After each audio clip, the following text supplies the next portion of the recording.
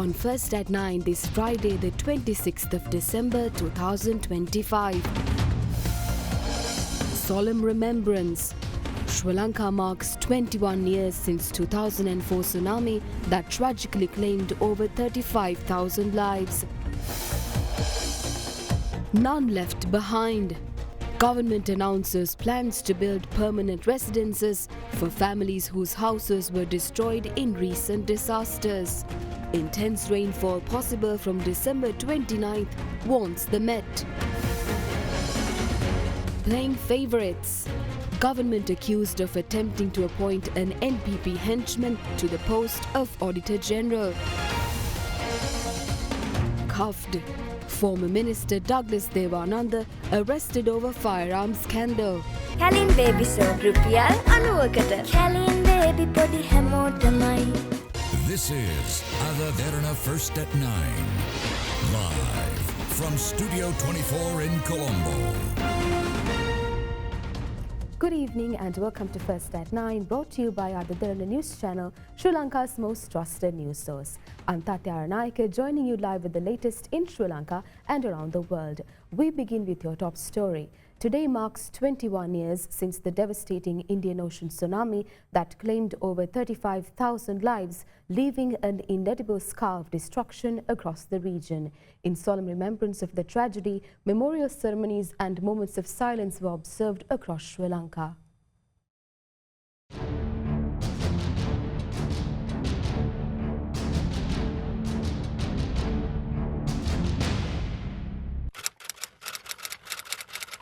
On the 26th of December 2004, a massive undersea earthquake measuring 9.1 on the Richter scale off the coast of the Sumatra Islands triggered devastating tsunami waves across the Indian Ocean, affecting several countries including Sri Lanka. The most powerful of these waves, which originated near the Sumatra Islands at around 6:58 am, struck Sri Lanka's eastern and southern coastlines nearly 2 hours later, travelling at a speed of approximately 800 kilometers per hour. The tsunami claimed the lives of more than 35,000 people in Sri Lanka and caused widespread destruction to property. As the nation marked 21 years since the tragedy today, a 2-minute silence was observed across the country from 9:25 to 9:27 am, in keeping with tradition.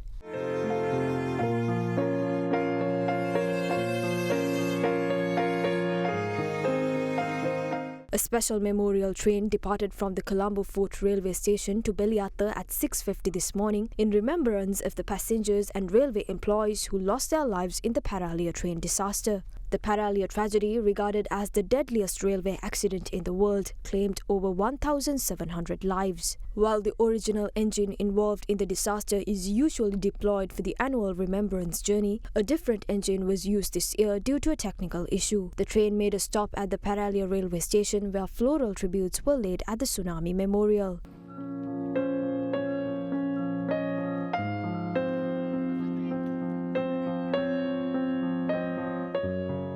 December 26th was declared National Safety Day in remembrance of the tsunami disaster and has been observed annually since 2005. The main National Safety Day commemoration ceremony was held at the Paralia Tsunami Memorial in Hikkaduwa.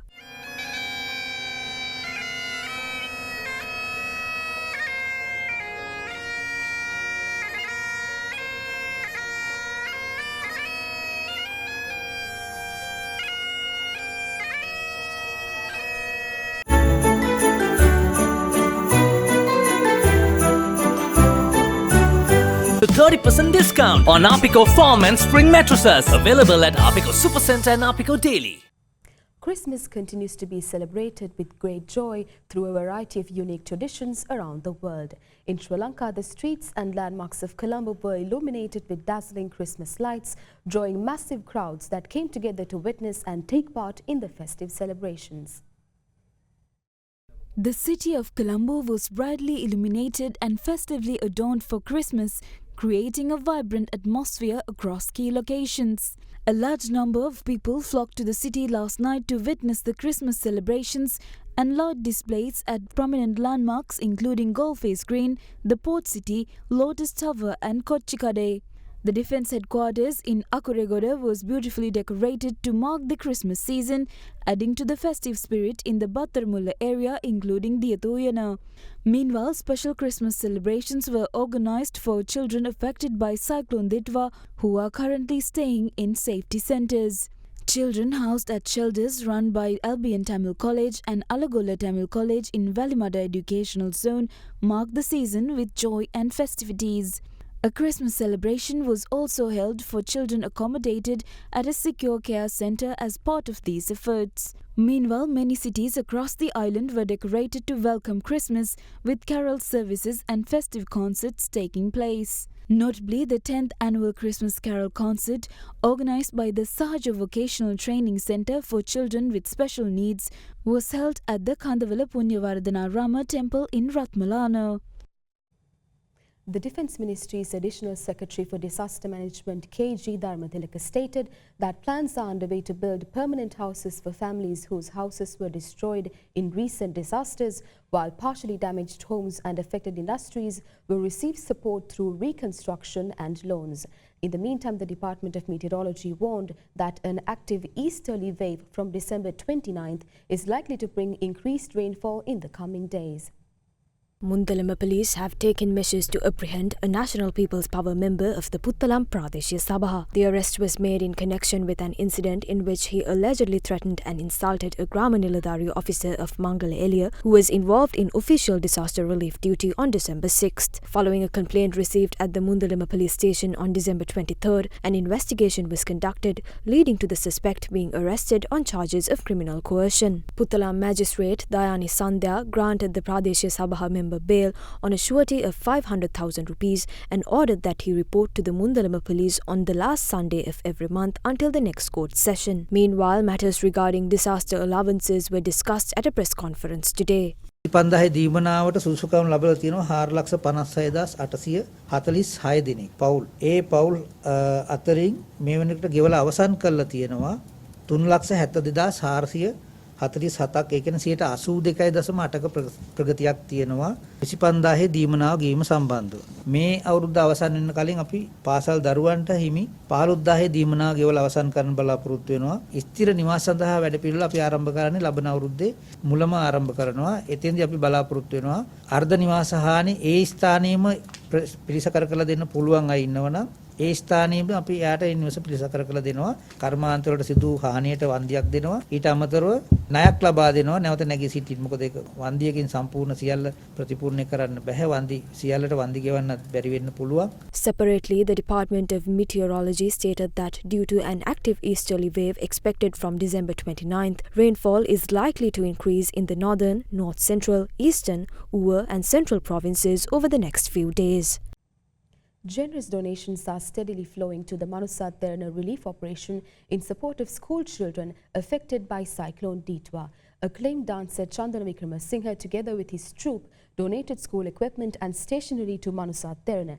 Donations received by Manusat Derana were handed over to St. Joseph's College, Anuradhapura. School equipment was also donated to President's College, Anuradhapura, under the Manusat Derana relief operation.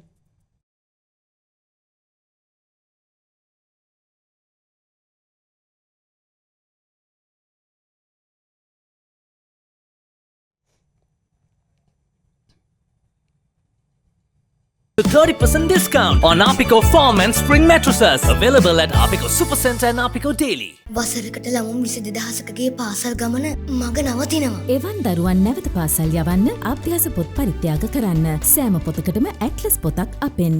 A complaint was lodged with the Criminal Investigation Department today, calling for an impartial investigation into the controversial use of the drug ondansetron. The complaint was filed by the husband of a woman who allegedly died after being administered the medication while undergoing treatment at the National Institute of Infectious Diseases.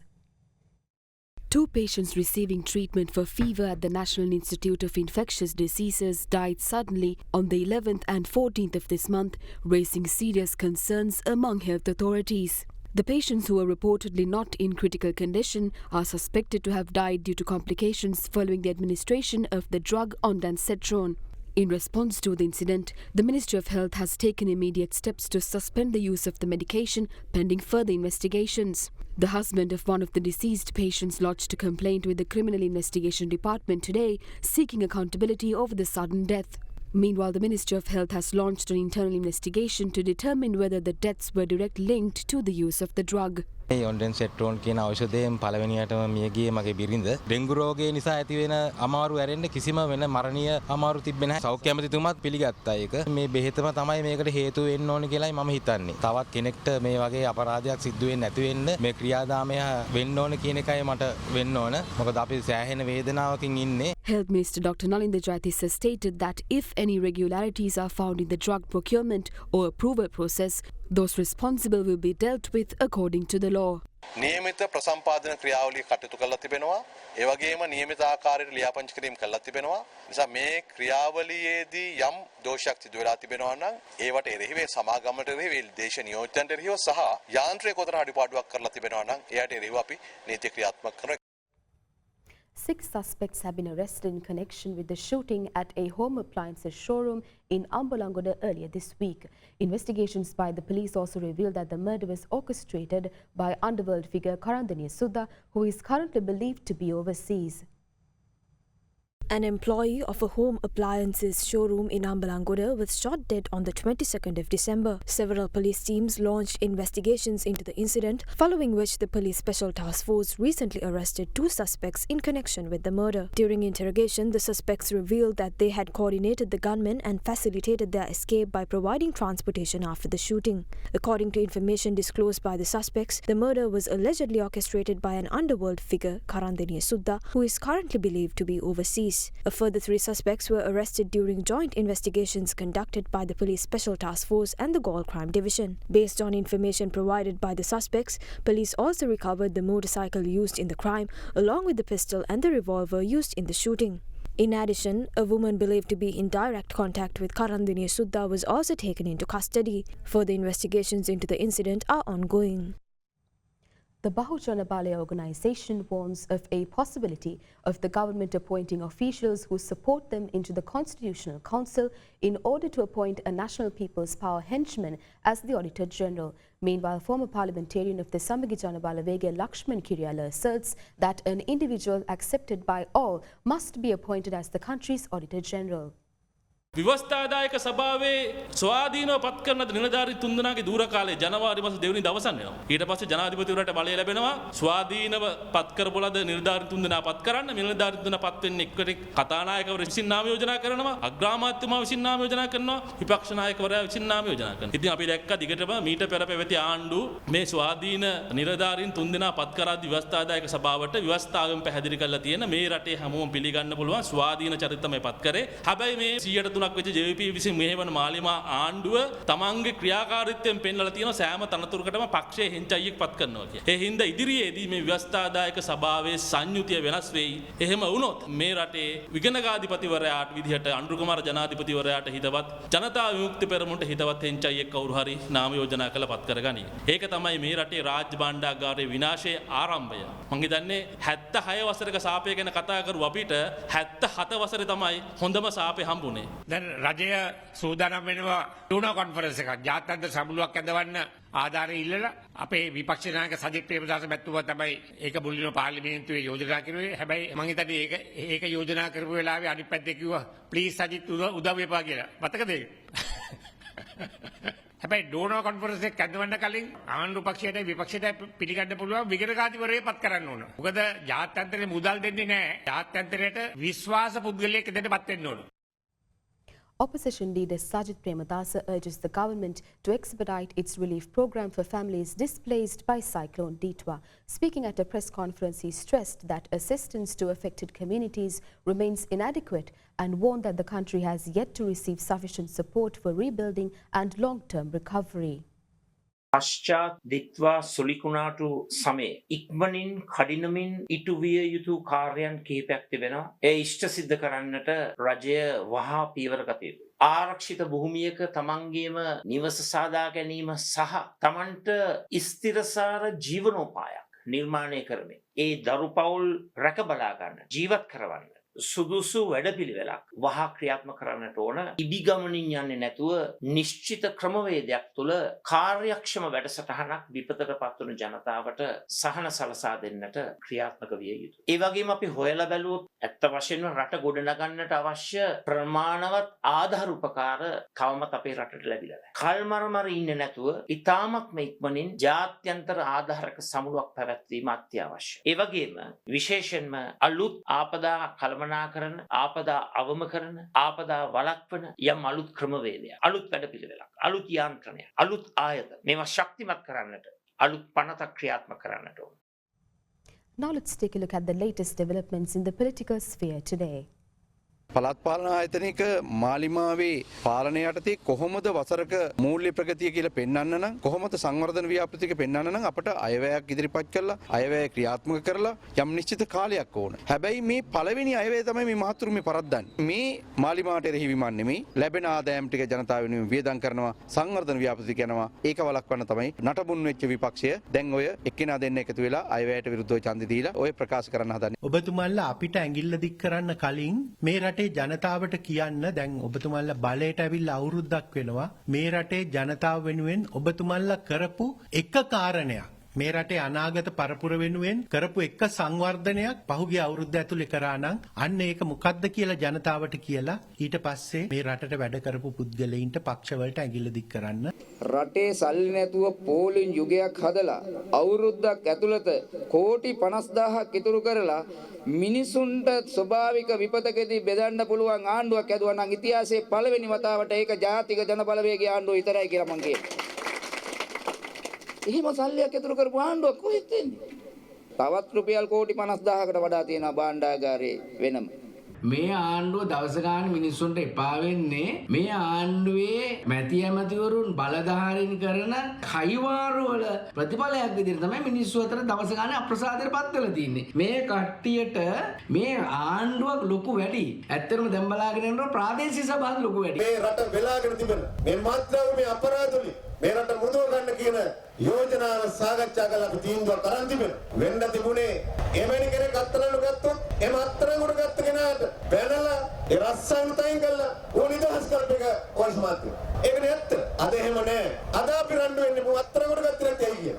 ඒක නිසා මොනතරම් දේශපාලන ජගතේ කුණක් කමන්නේ මේ රටට වින කරන මත්ද්‍රව්‍ය ජාවාර කරනවන එයාට නීති ක්‍රියාත්මක කරන්න ඕන.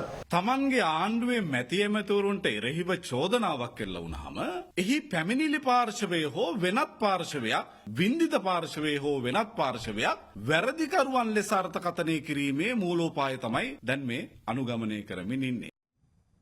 Former Minister and leader of the Elam People's Democratic Party, Douglas Devananda, was arrested by the CID a short while ago. The CID made the arrest upon discovering Devananda's personal firearm being in the possession of an underworld gang.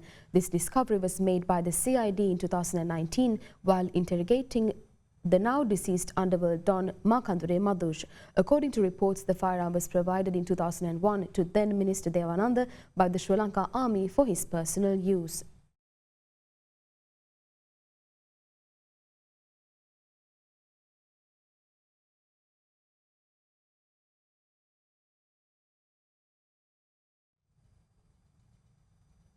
With that, here's a look at more local news across the island in brief.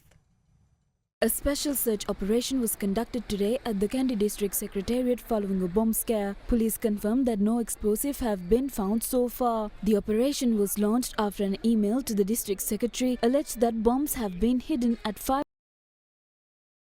officers from Kandy Police, with support from the Police K9 Division, the Special Task Force Bomb Disposal Unit and the Sri Lanka Army Bomb Disposal Unit are investigating the incident.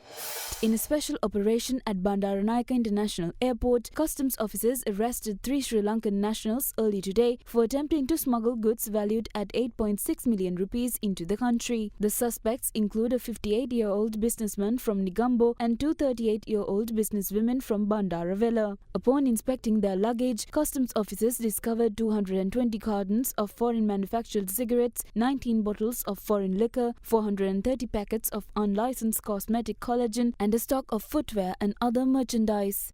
Panadura North Police arrested 7 individuals aged 18 to 22 for participating in illegal motorcycle races involving monetary bets. The arrestees are residents of Moratua, Ekoroyana and Panadura. The arrest followed multiple complaints from local residents about high-speed night races, excessive noise and public nuisance. The suspects are due to be produced before the Panadura Magistrates Court and further investigations are ongoing. The police constable attached to Suryakanda Police, who was suspended following an incident with NPP Ratnapura District Parliamentarian Shanta Padmakumara, visited the Human Rights Commission today to file a complaint. The constable requested justice for the alleged injustice he had suffered.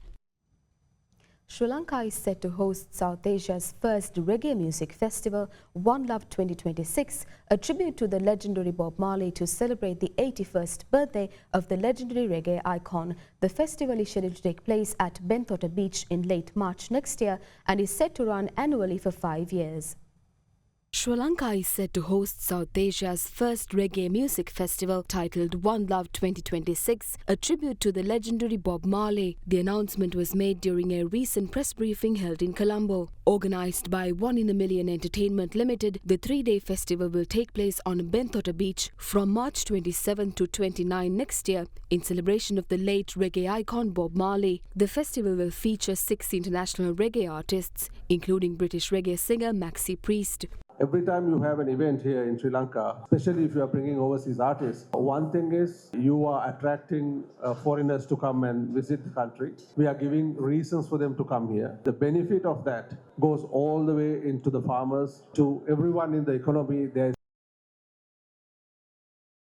main focus is to have a really good line of entertainment throughout the year, because one-off events is not going to help us. We need to make a name for this destination, that we are known for world-class events, and this type of events are really helping us to build that image. We have signed a contract for next 5 years, the same event, like tribute to Bob Marley, and celebrate Bob Marley's birthday until 86 years. So that's why we are trying to plan everything perfectly. It's long lasting, because we are trying to reach Indian subcontinental and Maldives to bring down to Sri Lanka for this festival. We are going to have a fabulous time. I want to thank all the media for coming out today to support this show.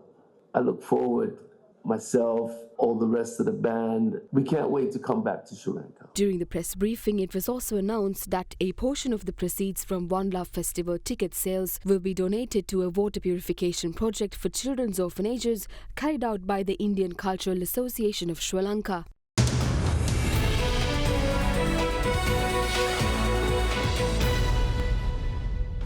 Welcome back to First at 9. Now taking you to business news, the National Gem and Jewellery Authority says the rate of increase in local gold prices have moderated despite a sharp surge in the global market.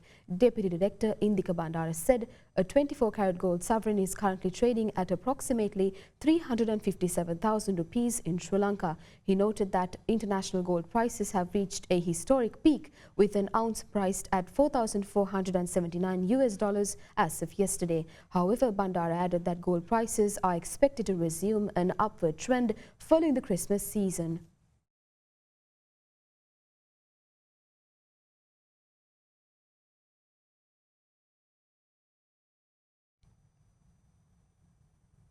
The Colombo Bourse regained positive momentum today as a result of price gains in counters such as Hatton National Bank, Colombo Dockyard and National Development Bank.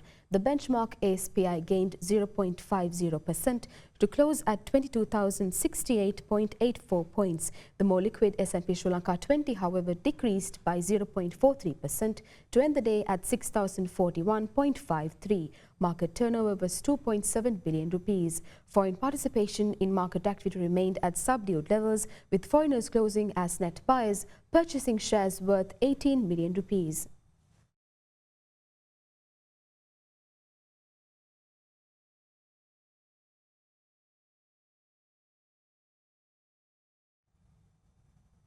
With that, here's a look at how the rupee traded against other major currencies during the day.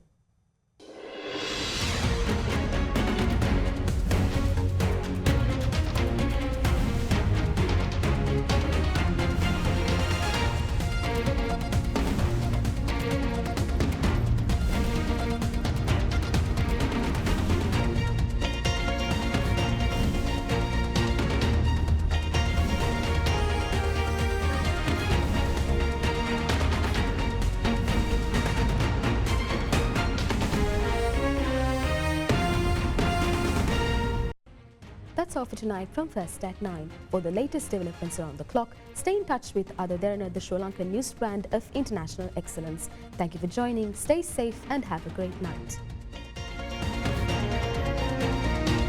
From across the nation and around the world, this is Sri Lanka's #1 news source, Ada Derana.